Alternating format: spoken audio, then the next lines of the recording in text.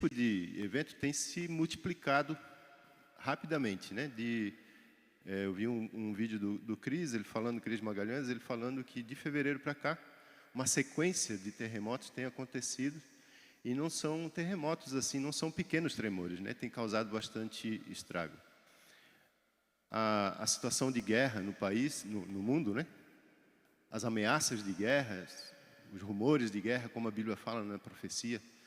Então, isso tem mostrado que alguma coisa, de fato, está acontecendo. Os movimentos dos Estados Unidos, e a gente sabe o papel que ele tem nas profecias bíblicas, isso tem nos mostrado que o tempo que nós vivemos, e Davi ele falava sobre isso, né, que a gente precisa aprender a remir o nosso tempo, entender o tempo que nós vivemos, que a gente possa entender o tempo que nós estamos vivendo, que não é um tempo de brincadeira, não é um tempo de passar como se nada tivesse acontecendo. Deus tem nos mandado sinais e precisa haver um despertamento de toda a igreja a respeito do tempo que nós vivemos. A gente sabe que os acontecimentos eles vão suceder e vão trazer consequências, mas a gente precisa clamar a Deus que essas consequências não possam abalar os filhos de Deus. Que Deus possa ter misericórdia de todos nós, né? E que eles sejam eventos rápidos, que a gente logo possa ver as promessas de Deus se cumprindo em nossa vida e Ele voltando para nos tirar dessa terra. Então, nessa noite, antes de a gente entrar no tema, eu queria convidar vocês a fazer um momento de oração, em prol disso, de que Deus Ele possa apressar os dias da sua volta, que Ele possa cuidar do seu povo, preservar a vida, a saúde e, acima de tudo, a fé, para que a gente permaneça de pé diante dos desafios que a gente vai enfrentar logo, logo mais aí à frente. Pode ser? Vocês se ajoelham comigo diante de Deus para nós orarmos a Ele?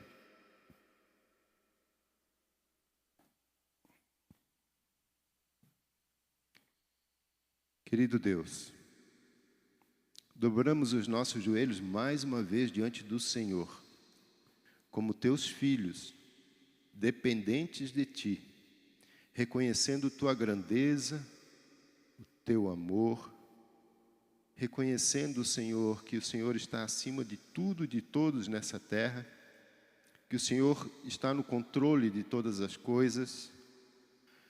Mas nós vemos ultimamente, nos últimos dias, Senhor, vários acontecimentos que o Senhor já predisse em Tua palavra. Eles têm se multiplicado, eles têm se intensificado, e nós, nessa noite, clamamos ao Senhor, que o Senhor possa apressar a Tua vinda, Deus. Sabemos que dias difíceis virão. Tenha misericórdia do Teu povo. Tenha misericórdia, Senhor, dos Teus filhos que Te servem, que Te adoram e que reconhecem a Tua grandeza aqui nessa terra. Preserva, Senhor, a nossa saúde, a nossa vida e preserva, Senhor, a nossa fé.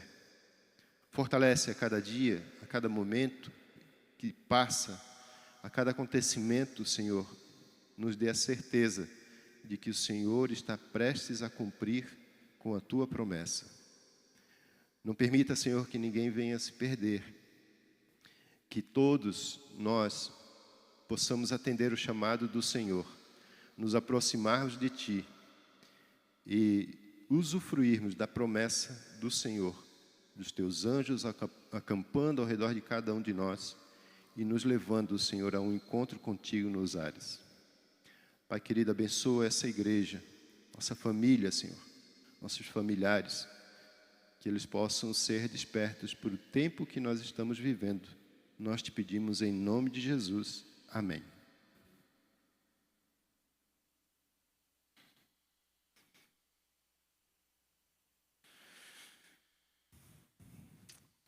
Bom, o texto base do tema dessa noite é Êxodo, capítulo 20, verso 14. Está aí na tela, né? Ele é um texto bem curtinho. Ele não fala muito, mas ao mesmo tempo ele é profundo. E ao estudar ele, a gente é levado a repensar algumas áreas de nossa vida. O texto diz: não adulterarás. a gente precisa relembrar sobre algumas coisas importantes sobre a lei, sobre os 10 mandamentos. A lei expressa no livro de Êxodo, capítulo 20, é sem dúvida a mais completa, profunda e efetiva lei da história humana.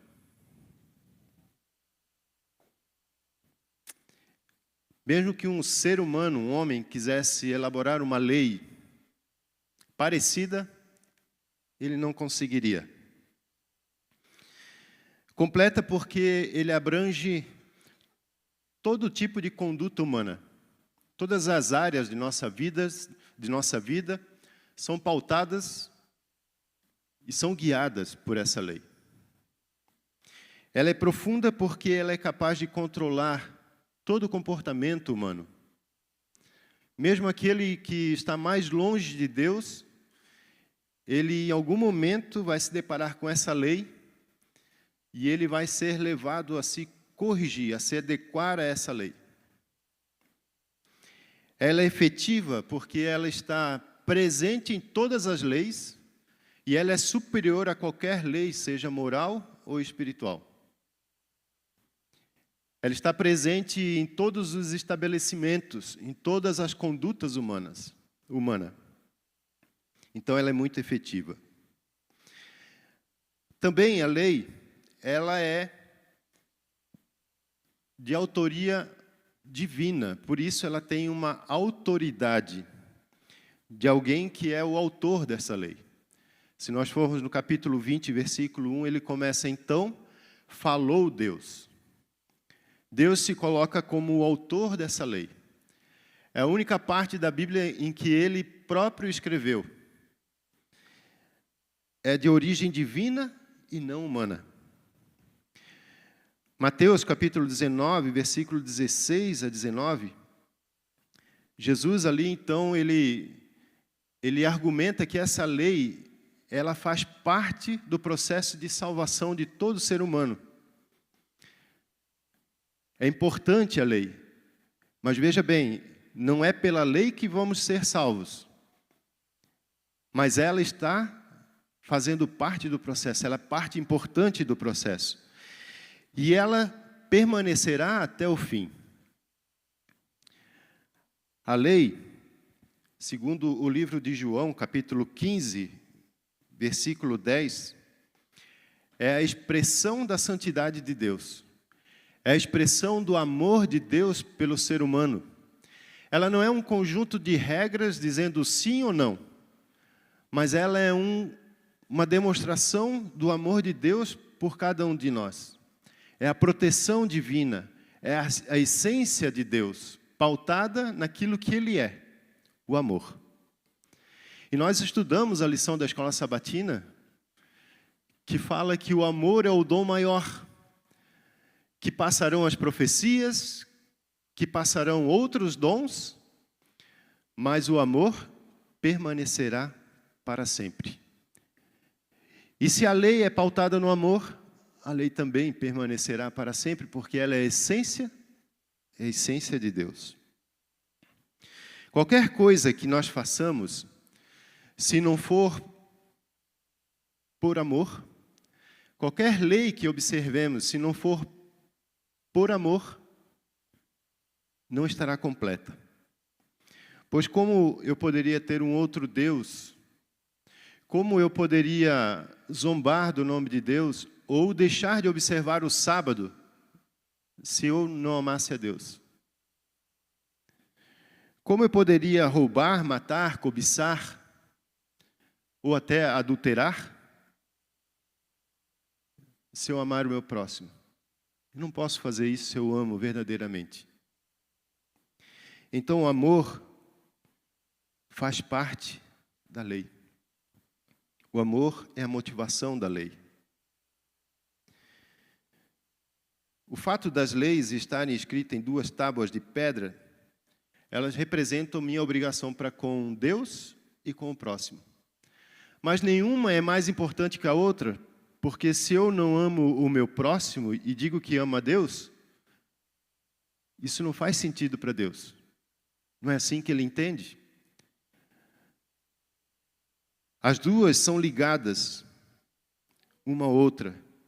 E quando eu negligencio o meu dever para com Deus ou com o próximo, é uma forma de rebelião que eu tenho contra o autor da lei, contra Deus.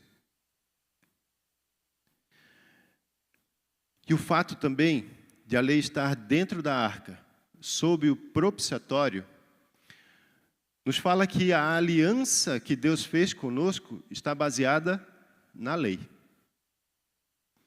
E que graça e lei andam juntas, são inseparáveis.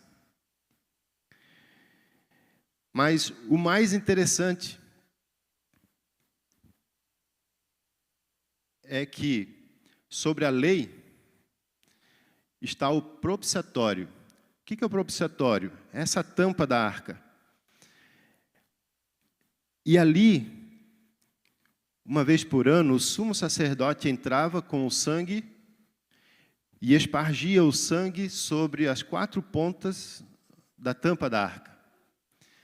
Isso era um ato de fazer expiação pelo pecado de todo o povo.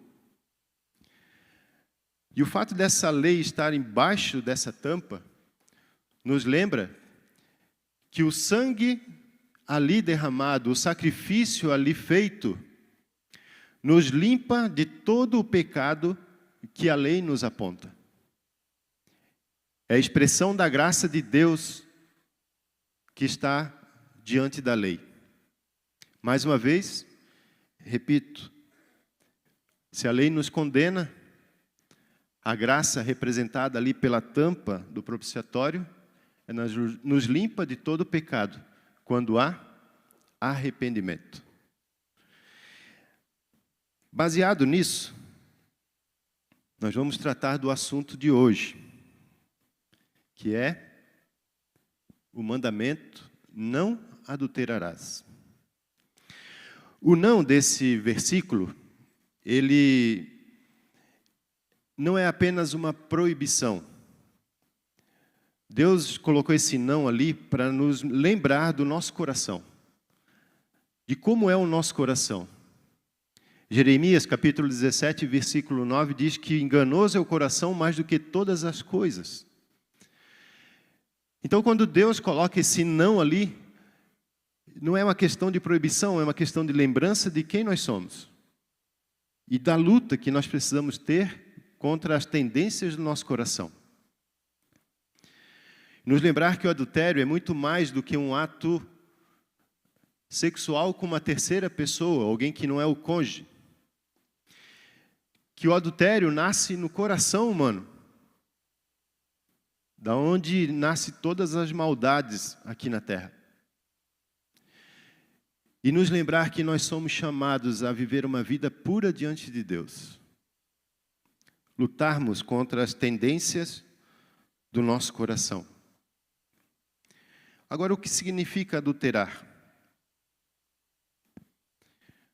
Se a palavra que Jesus usasse ali fosse um substantivo, se ele dissesse assim, não cometa adultério, seria simplesmente o ato sexual com uma terceira pessoa, fora do casamento. Mas ele disse, não adulterarás. Adulterarás é um verbo, no futuro. E quando passa a ser um verbo, existem diversas formas de adulterar. Eu separei aqui 3 significados para essa palavra. O primeiro dele, falsificar ou modificar. Toda vez que falsificamos algo, estamos adulterando, estamos desobedecendo o mandamento. Em 1983, surgiu um colecionador de antiguidades na Alemanha que alegou ter achado 60 volumes do Diário de Hitler. E esse achado aí, essa revelação, mexeu com a Alemanha. E foi vendido esses diários para um repórter de uma revista. Ele publicou E foi revendido isso para outros jornais importantes da época. E tornou-se ali um motivo de muita euforia, esse achado. Passou-se algum tempo e houve uma investigação forense nesses volumes de diário. E eles descobriram que o papel que foi usado para esse diário continha poliéster, uma substância que, no período da guerra, não existia no papel. Isso levantou uma suspeita. E eles investigaram a tinta, que também não existia no tempo da guerra. E então veio o grande escândalo. O colecionador, que tinha faturado uma fortuna com aqueles diários, foi preso e confessou que ele tinha falsificado entre 1981 e 1983. Ele tinha criado os 60 volumes de diário de Hitler, copiando a escrita e copiando muito da vida de Hitler, né? E colocando ali nesses diários. Hoje, esses diários eles fazem parte de um acervo das maiores farsas da humanidade. É considerado essa farsa a mãe de todas as fake news. Falsificar. Isso é um tipo de adultério. Corromper ou viciar algo. É mudar a natureza daquilo que é puro, daquilo que é original, e converter em outra coisa. E também cometer adultério. E aí sim é o ato sexual com uma terceira pessoa, fora do casamento. Isso é o significado de adulterar. Agora, como isso acontece no cotidiano? Porque é fácil a gente imaginar assim, não, eu sou fiel para minha esposa, para meu esposo, namorado, namorada, noivo, noiva. Mas como isso acontece, esse tipo de adultério ou adulteração, né? Antigamente, não sei se no tempo de vocês, mas no meu tempo de juventude, lá em Itajaí, eu comecei a passar perto de algumas casas, e elas, em cima do relógio da luz, era na frente da casa, eles colocavam uma garrafa PET com água em cima. Quem já viu isso? Alguns já viram, né? Não vou perguntar quem já fez. Qual era a ideia? A ideia era que a água ia fazer com que o relógio girasse mais lentamente e não marcasse a energia que era gasta totalmente na casa. Isso é só uma crendice popular, não é um fato. Cientificamente não funciona. Não tem nada a ver com o relógio lá, aquela água lá em cima. Mas muita gente acreditava, por quê? Porque imaginava que a sua conta de luz ia diminuir. Mas isso era correto? Não. Mas muita gente fez. E aí, às vezes, a gente reclama com o governo, né? Que o governo é corrupto. Mas a corrupção começa onde? Cá na camada onde nós estamos. Há uma onda também de aparelhos que passam canais, né? Diversos canais. E tu paga ali um valorzinho bem mais baixo do que o valor que as empresas cobram, que fornecem canais. Ou então, um aplicativo na internet. Quem está sendo lesado com essa história? As empresas estão sendo. Mas as pessoas não querem saber. Algumas compram o aparelho, que é de graça, nunca precisa mais pagar, os canais. Sky Gato. O pastor está sabendo aqui, ó. E assim, irmãos, eu vou falar uma coisa para vocês. Eu já tive isso. E a minha consciência pesou até o dia que eu tirei esse negócio e eliminei ele. Porque está errado, eu estou lesando. Na verdade, até é um crime. Se ser descoberto, é cabível de multa, penalidades e assim por diante. Outra coisa, produtos falsificados. Antigamente existia muito, né, os CDs. Agora já não tem mais CD, né? Mas existia o CD. Ah, eu gostei dessa música aqui, comprava, revendia barato. Ainda existe em alguns postos, a gente acha lá os pendrivezinhos, né? Com músicas gravadas ali, não sei quantas músicas gravadas. A pessoa que se esforçou, cantou, gravou, ela não ganha nada com aquilo. Então, ela está sendo lesada. E isso é uma forma de adultério. É uma forma de adulterar. Mas aí a gente, às vezes, fica trabalhando na nossa mente assim, né? Não. Isso aí não é nada. Isso é coisa pequena. Não tem nada a ver. Adultério mesmo é aquilo que faz lá, que traiu a mulher, que traiu o esposo. A gente dá 2 pesos e 2 medidas para coisas erradas, que são, diante de Deus, são as mesmas coisas. Por isso que ele botou adulterarás. Corromper a essência. Nós gostamos de cuidar da saúde. E às vezes a gente faz um suco natural. Entre um refrigerante e um suco natural, a gente escolhe o suco natural. Porque a ideia é que o suco traga saúde. Mas aí, para tomar o suco, o que a gente faz? Enche de açúcar. E aí, aquilo que tinha a proposta de ser natural e saudável, se torna igual a um refrigerante. E nós, adventistas, a gente é campeão nisso, né? A gente não come carne, mas o açúcar, a gente manda ver. Aceitar propinas. Eu creio que aqui já mexe mais com o nosso coração, né? Eu creio que poucos caem nisso. Quero até imaginar que ninguém. Mas as propinas, elas são recursos em dinheiro, mas elas também são interesses. E aí vem posições, vantagens.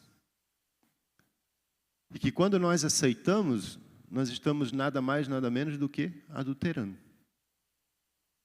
Espalhar mentiras, seja lá pelo motivo que for. Algumas pessoas são viciadas em mentir, outras mentem para escapar de consequências, outras mentem para ganhar lucro, outras mentem para ganhar posição, mas toda mentira se enquadra dentro de uma adulteração, de um adultério.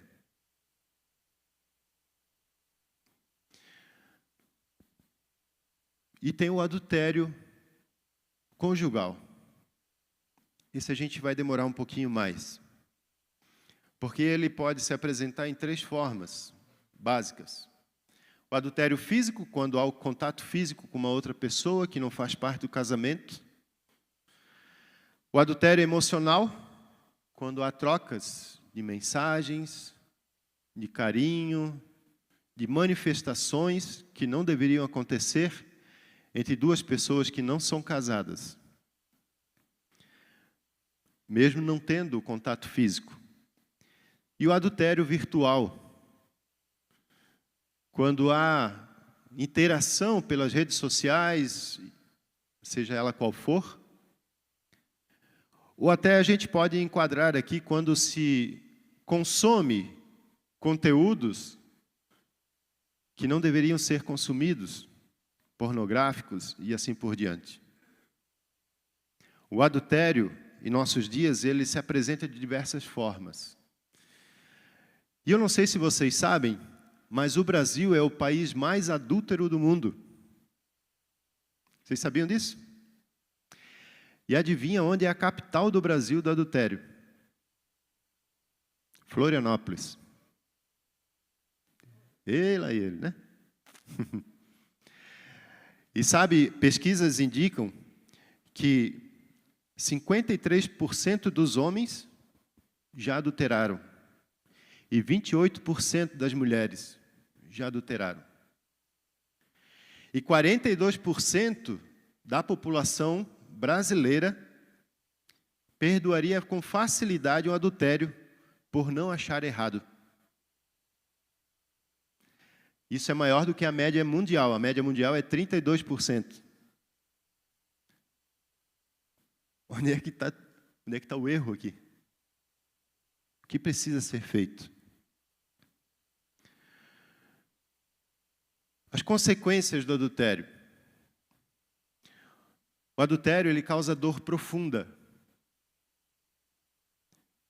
Por isso que uma pessoa que ama verdadeiramente, ela não é capaz de adulterar. Porque ela não quer causar uma dor tão profunda em alguém que ela ama. É triste ser enganado.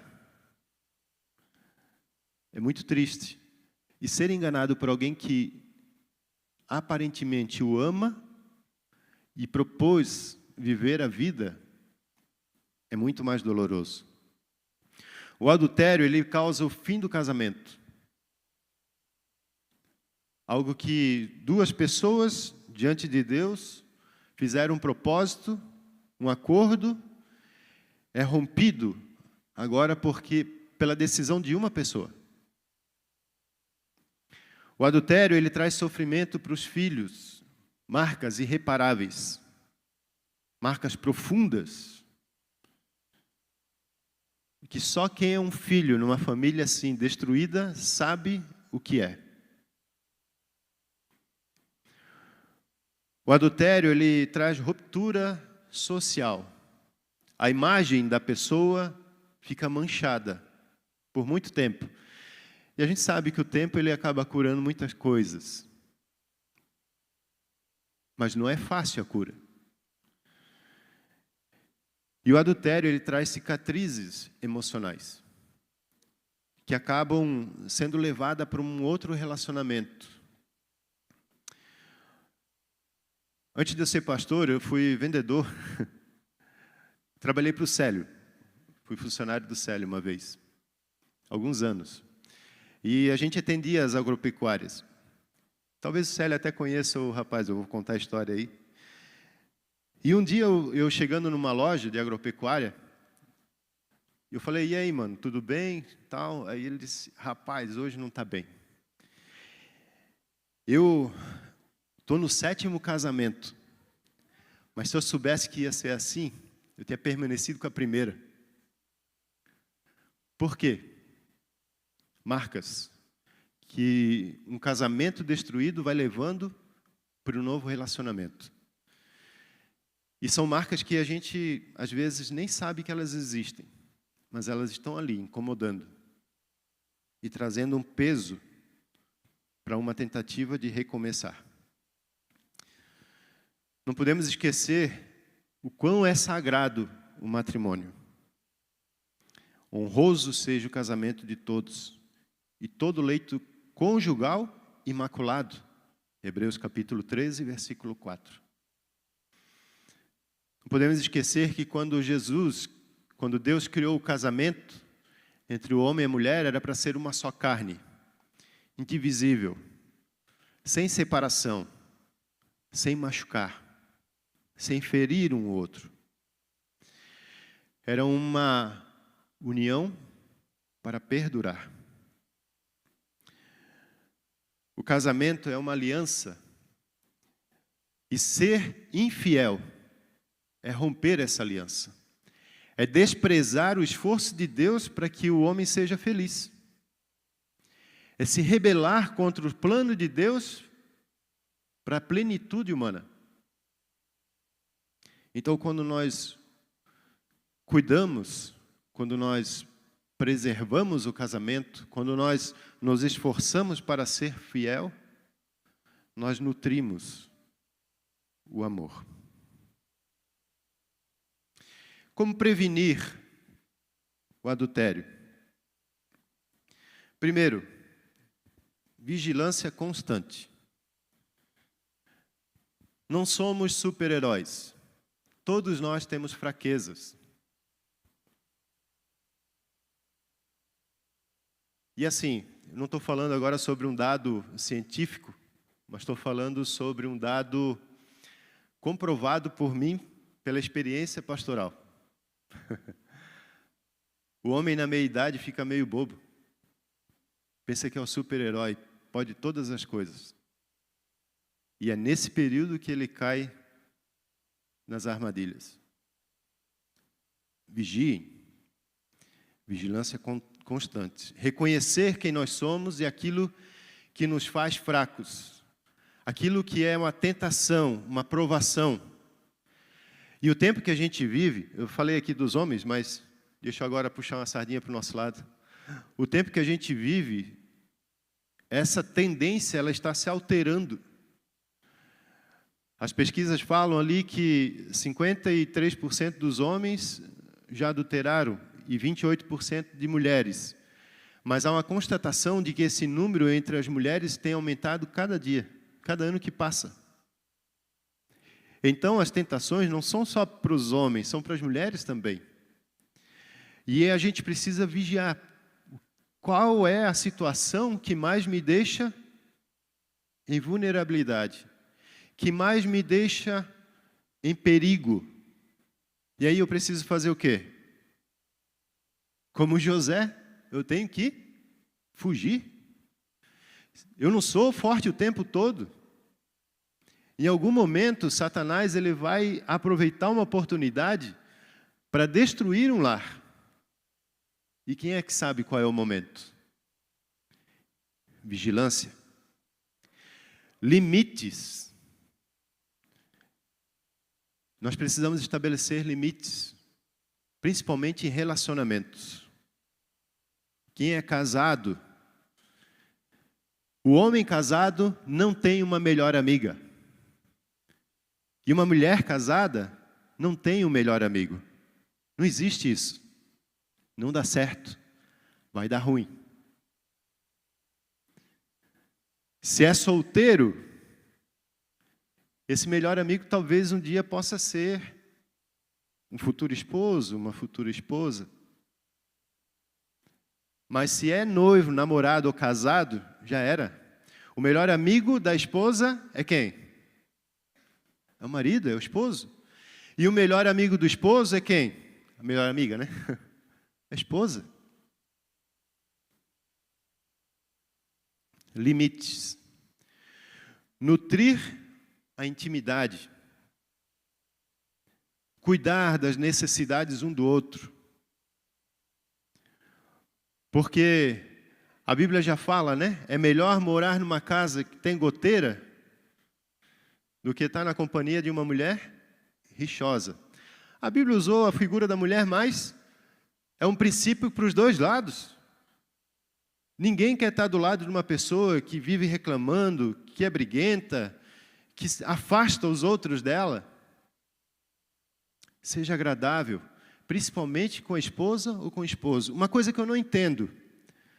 Eu não consigo entender como as pessoas conseguem tratar um estranho tão bem, mas conseguem descarregar toda a sua raiva e ira na família. Não era para ser o contrário, porque o contrário também está errado, descontar a raiva nos outros.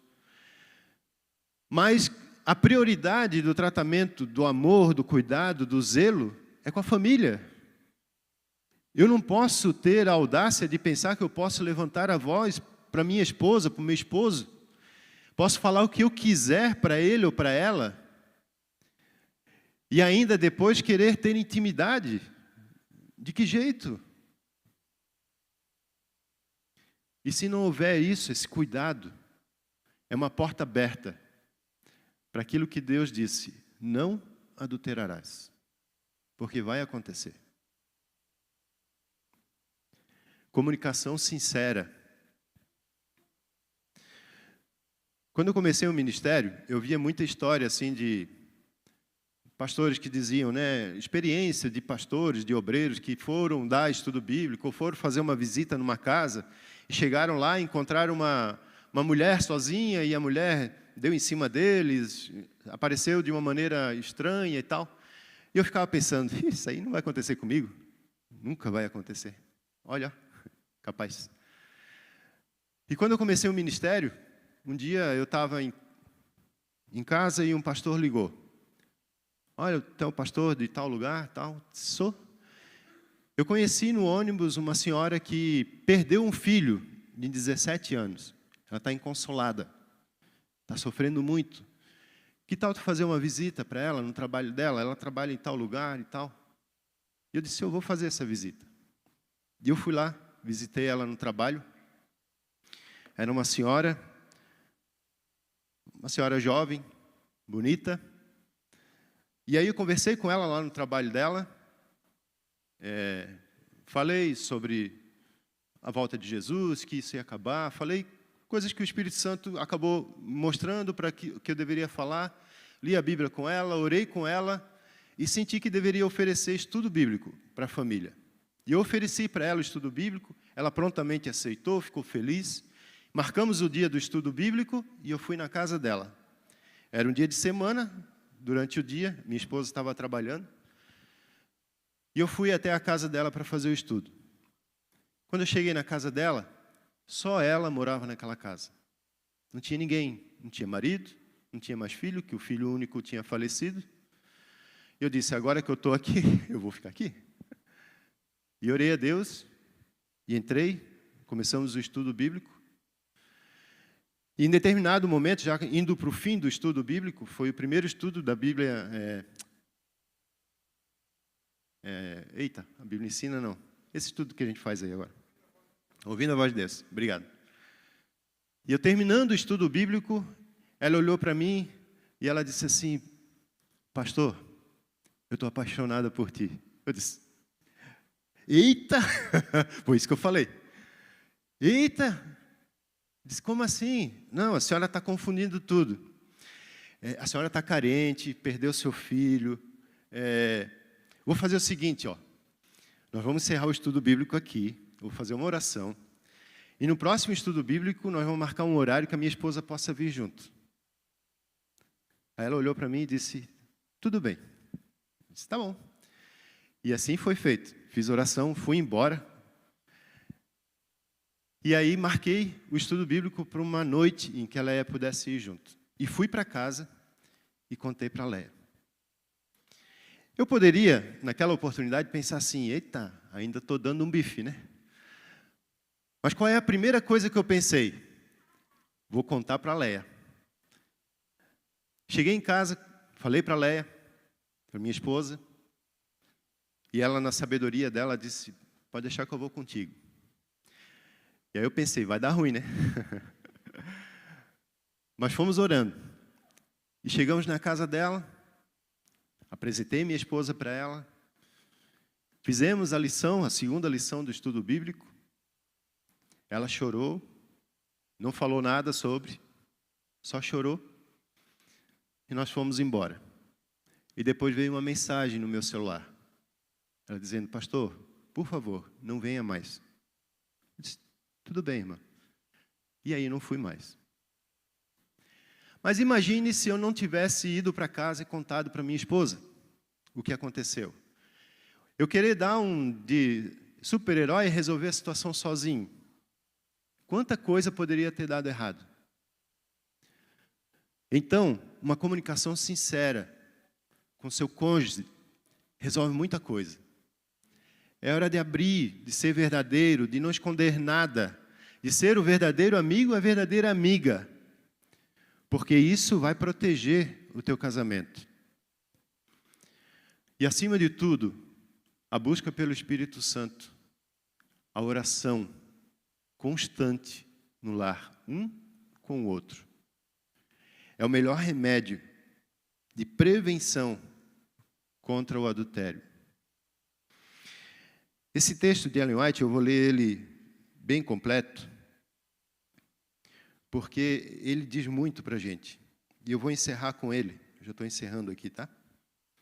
Diz assim, a oração é a resposta para cada problema da vida.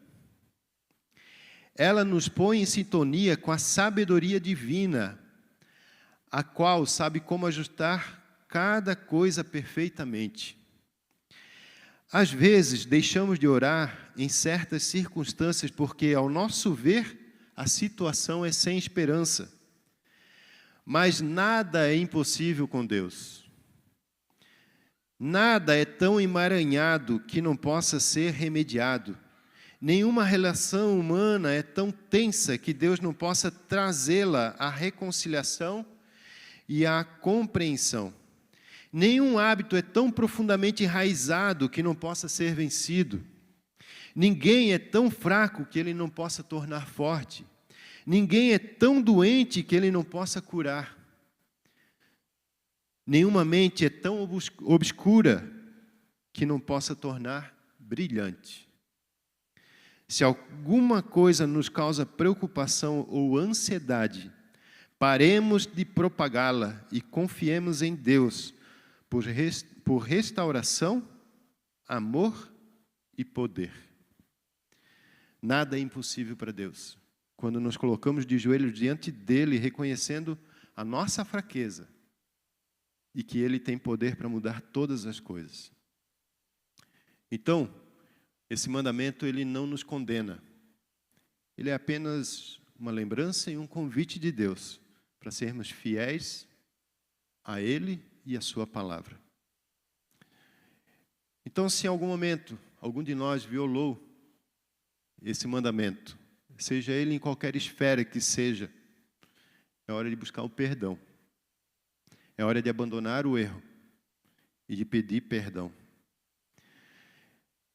É hora de pedir proteção a Deus para o nosso casamento, para a nossa vida cristã.